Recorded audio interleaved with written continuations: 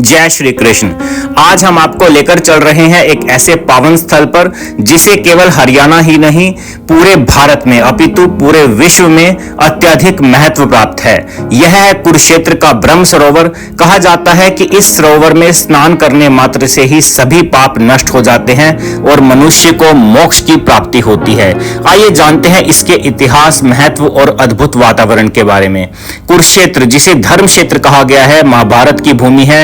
यही भगवान श्री कृष्ण ने अर्जुन को गीता का उपदेश दिया था। पौराणिक मान्यताओं के अनुसार ब्रह्मा जी ने यही यज्ञ कर सृष्टि की रचना की थी।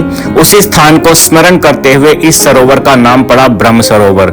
स्कंद पुराण में उल्लेख मिलता है कि ब्रह्म सरोवर में स्नान करने से 1000 अश्वमेध यज्ञों का फल मिलता है। कहा जाता है कि यहाँ स्नान करने से व्यक्ति के सभी पाप धुल जाते हैं और पूर्वजों को तृप्ति प्राप्त होती है। यही कारण है कि सूर्य ग्रहण और अमावस्या के समय लाखों श्रद्धालु यहाँ स्नान करने पहुंचते हैं।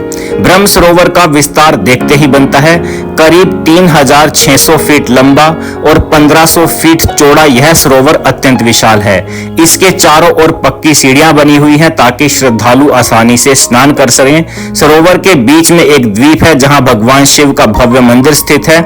यहां पहुंचने के लिए एक पुल बनाया गया है जो स्वयं में दर्शनीय है।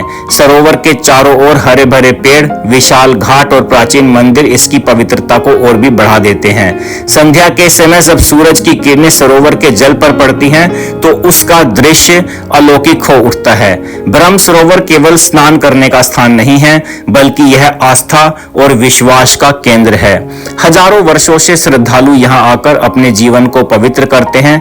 माना जाता है यदि कोई भक्त पितरों की शांति के लिए यहाँ श्राद्ध और तर्पण करता है तो उसके पितृ तृप्त होकर आशीर्वाद देते हैं। यही कारण है कि पितृपक्ष और गीता जयंती के अवसर पर यहाँ विशेष भीड़ उमड़ती है।